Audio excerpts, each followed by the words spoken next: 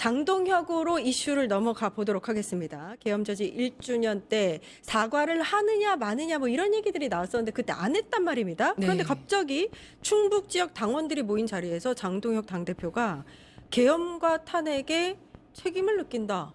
이제는 변화해야 된다. 약간 뭔가 지금까지 기조와 다른 듯한 뭔가 변한 듯한 그런 발언들을 했습니다. 이거 어떻게 해석해야 될까요?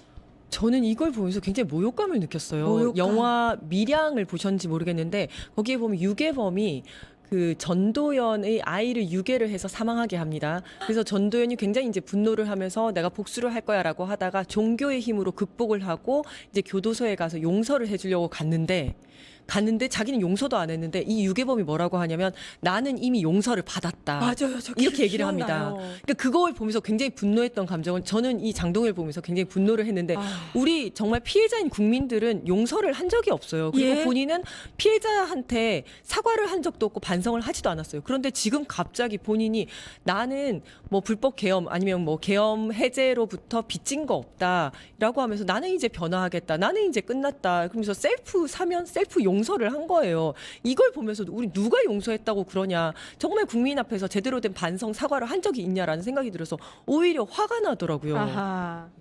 굉장히 모욕적이고 괘씸했고 그리고 이제 본인은 이걸 털고 나가서 무슨 변화로 나가겠다라고 하는데 절대 털릴 리가 없다라고 생각을 합니다. 정말 윤호개인들이 딱 달라붙어 있지 않습니까? 그리고 본인이 하는 행동이나 이런 것들도 여전히 나가서 장외투쟁한다고 나가서 본인이 내가 황교안이다 이러고 뭐 내가 추경호다 이러고 이러는데 어떻게 윤호개인이 으로부터 털고 나가야 할 상황이 아니라고 저는 봐요. 예. 그래서 변화를 하겠다고 말은 하지만 변화도 불가능할 것이다. 이어서 좀 덧붙이자면 그러니까 말은 그렇게 하지만 물론 사과와 반성과 책임을 수반하지 않은 셀프 사면의 이 말은 그렇게 하지만 실질적으로 행동은 뭐 윤 어게인과 같이 결을 하는 그 김민수 최고위원을 뭐 소통 맞습니다. 부위원장으로 임명한던가 장해찬을 뭐 여의도 연구원 부원장으로 임명하던가 그래서 더 당내 입지를 키워주고 더 그 사람들의 목소리를 대변해 준다던가 이런 행동을 하면서 아 나는 뭐 다르게 가겠다라고 말하는 것을 누가 어떤 국민들이 누가 믿겠어요. 맞습니다. 근데 위원장님 말씀 들으니까 정말 모욕적인 것 같네. 갑자기 진짜 기분이 되게 아주 모욕적이더라고요. 상하는데. 네. 예. 근데 그러면서 또 한 얘기가 국민 속으로 3단계 전략 요걸 가동하겠다라고 했습니다. 장동혁 당대표가 계속해서 얘기했던 게 본인의 그 스케줄이 있다고 얘기를 했거든요. 네. 이게 그건가? 국민 속으로 3단계 전략? 그게 스케줄일까요?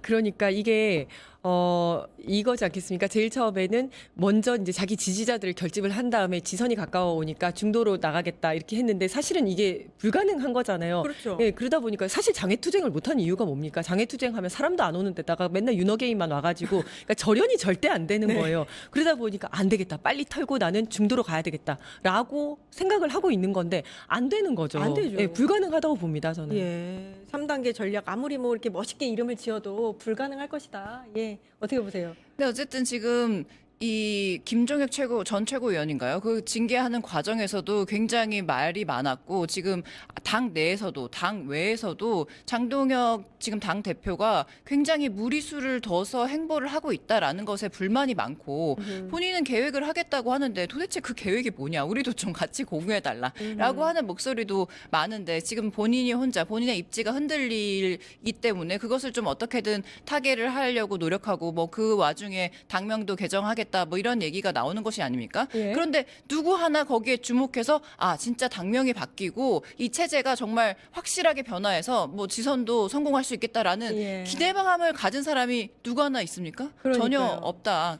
지금 장동혁 대표 혼자만의 어떤 뇌피셜이다라고 아하. 할 수도 있을 것 같습니다. 당명 교체 딱 말씀하셨으니까 제가 만약에 이름을 김태희로 바꾼다고 해서 김태희가 되는 게 아닌 것처럼 국민의힘이 뭔가 또 대단한 이름을 갖고 온다고 해서 국민의힘이 당명을 국민의힘이라고 했다고 해서 국민의힘을 받은 게 아니지 않습니까? 맞습니다. 아니 그래서 제가 국민의힘이라는 당명이 최근에 들어서 굉장히 짜증났던 게 뭐냐면 예. 우리가 내란을 극복한 게 정말 국민의힘으로 극복했다고 얘기를 하려고 할 때마다 자꾸 그 국민의힘이 생각이 나는 거예요. 그래서 저는 국민의 위대한 힘으로 극복을 했다 이렇게 얘기를 항상 하거든요. 맞네. 근데 정말 저기 지금 화면에도 나옵니다만은 맨날 저렇게 당명을 바꾸지 않습니까? 예. 아유, 그런데 많이도 바꿨네요. 정말 간판가리 저거는 네. 이제 국힘이 늘 해왔던 건데 그래도 그때는 뭐라도 좀 했습니다. 예를 들어서 민자당에서 신한국당으로 바꾸면서는 군부랑 거리 두는 신용이라도 했고, 한나라당이 새누리당으로 바뀌면서는 개파 정리하려는 제스처라도 했는데, 지금은 뭡니까? 아까 우리 아까 말씀하신 것처럼 뭐 김민수 같은 사람을 소통위원장으로 하고, 장해찬 같은 사람을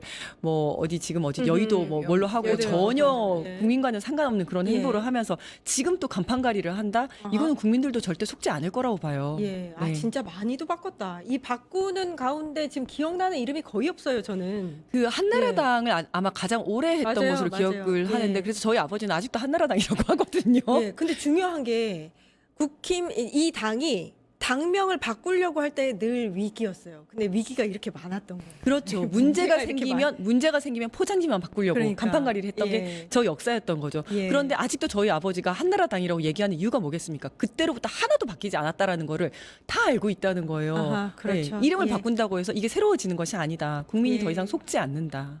국힘 얘기를 하려면 요것도 한번 짚어봐야 되는데 갑자기 그 왜 러브샷 네. 하신 분들 아. 있잖아요. 아, 예, 갑자기 그거 봐도 조금 예. 반맛이 좀 김문수 한동훈이 갑자기 밀착해서 사이가 좋은 척하고 있습니다. 이렇게 한다고 해서 뭔가 국힘의 주도권을 본인들이 잡을 수 있다고 생각하는 걸까요? 어떻게 보세요? 아니 근데 이 양반들도 얼마나 웃기냐면 그 지난 어떤 대선 경선 과정에서 김문수는 윤석열 전 대통령한테 하는 거 보니까 저 사람이 사람인가? 뭐 사람의 도리 하는 사람인가? 예. 라고 한동훈을 향해서 엄청 비난을 많이 했었던 거 아닙니까? 그래서 지금 뭐랄까 장동혁을 반대하는 세력으로 좀 뭉치려고 노력은 하고 있으나 누가 이들에게 심지어 한동훈과 같이 러브샷을 찍은 김문수도 비토한다라는 어떤 내용의 글들이 또 국민의힘 내부에서 올라온다고 네. 하는 걸 봤을 때 저게 어떤 파장을 일으키거나 장동혁 체제를 뭐 바꾼다거나 이런 힘이 있을 것 같지는 않습니다. 있을 것 같지는 네네. 않다. 네. 근데 김문수는 왜 한동훈은 당의 법에다 갑자기 이렇게 얘기를 하는지 그렇죠. 모르겠네. 그러니까 일단은 장동혁과 예. 한동훈이 이제 권력 투쟁이 시작이 됐고, 그들은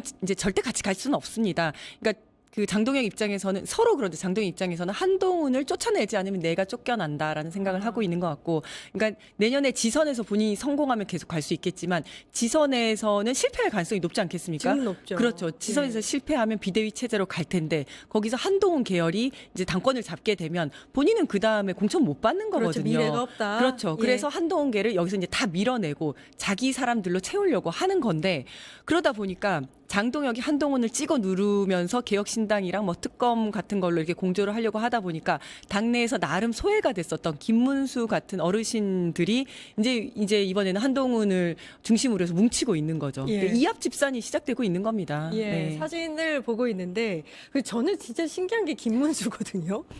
아니, 저 사람은 한동훈 그렇게 미워하더니 저 자리에서는 지금 이제 장동혁 아니면 한동훈이 될 것 같은데, 그렇죠. 장동혁은 본인을 받아줄 것 같지 않으니까 한동훈한테 네. 가는 건지. 지금 이제 김문수 같은 경우에는, 전 후보 같은 경우에는 본인이 대통령 후보였을 때가 가장 태어나서 빛나는 순간이었을 겁니다. 아하. 언제 대선 후보까지 가보겠습니까? 여러분, 그러다가 네. 지금 다 잊혀지고 있지 않습니까? 다시 한번 자신을 이제 몸집을 키우고 하기 위해서 지금 이제 한동훈한테로 붙고 있는 다시 거죠. 네. 그때 당시에 한덕수랑 이렇게 안으면서 거의 이제 입술이 밀착되는 그것도 잊을 수가 기억나네요. 없네요. 그렇죠. 네, 네. 그러니까 안 좋은 모습만 지금 기억이 남고 있는데 러브샷 하나가 추가됐다는 거. 예.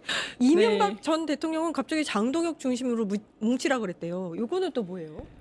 아니 제 이명박 전 대통령 이름이 갑자기 나와서 그러니까. 깜짝 예, 놀랐고, 저도 깜짝 놀랐어요. 그리고 또 박지원 의원께서도 한마디를 하셨던데, 그러니까 이게 지금 모르겠습니다. 지금 저 당이 어떻게까지 분열이 되고 어떻게까지 망가지는 모습을 저 이명박 대통령이 등장으로서 저는 좀 읽어진다고 생각하는데, 저분이 지금 나와서 어떤 말을 한다고 한들 어떤 새가 있는 것도 같지도 않은데, 심지어 이명박 전 대통령이 나타나서 윤 어게인으로 똘똘 뭉친 장동혁 체제로 다시 가야 된다고 이야기를 한다라고 하는 건 국민의힘 당에 있는 배출한 그 전 대통령마저도 지금 이 당의 해체에 숟가락을 하나 더 얹는 것이 아닌가라고 거기까지 봤습니다. 보시는군요. 네. 그러니까 이명박 전 대통령이 계엄이나 뭐 이제 반탄 이쪽에 힘을 싣는다.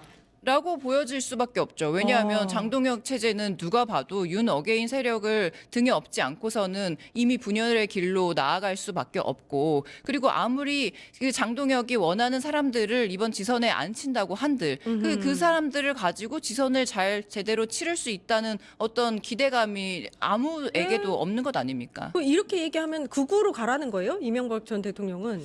제가 볼 때는 장동혁과 한동훈이 이제는 뭐 그 건널 수 없는 다리를 건넜고 둘이 이제 권력 투쟁을 시작하지 않았습니까? 그러면 각자를 지지해 줄 수 있는 사람들을 찾아가서 저런 멘트들을 하나씩 얻어낸다고 봐요. 그래서 그러니까 뭐 김문수는 한동훈한테 그렇죠, 붙은 것처럼 그렇죠. 그럼 이제 한동훈 밑에서 이제 막 이렇게 다니면서 한동훈한테 야 그래도 우리는 변화 이렇게 중도 보수로 가야 되고 한동훈을 지지해 줄 만한 사람을 찾아서 있다. 그 원로를 찾아서 가서 그 원로 인사들의 한마디를 얻어내기 위해서 이제 또 시작이 될 겁니다. 그래서 누군가는 한동훈 같이 이런 보배가 필요하다. 한동훈 같은 사람이 당을 살려야 된다. 이런 얘기 이제 좀 있으면 또 나올 거고 또 누군가는 뭐 장동혁 당대표를 중심으로 가야 된다. 이런 얘기들이 아마 계속 나올 거라고 봅니다. 박근혜도 계속해서? 찾아갈 거라고 봅니다. 저는 박근혜도 이제. 나온다. 예. 박근혜가 누굴 나오고 할지 또 뭐, 봐야 되겠네. 예, 옛날에 있었던 사람들 이 사람 저 사람 다 나올 겁니다. 이제. 예, 알겠습니다. 정치한 언니들 여기까지 하겠습니다. 이지혜 전 민주당 상근 부대변인님, 이지은 더불어민주당 대변인님 고생해 주셨습니다. 감사합니다. 감사합니다. 네, 저는 내일 찾아뵙겠습니다. 함께해 주신 여러분 감사합니다. 파파파파 증권홍합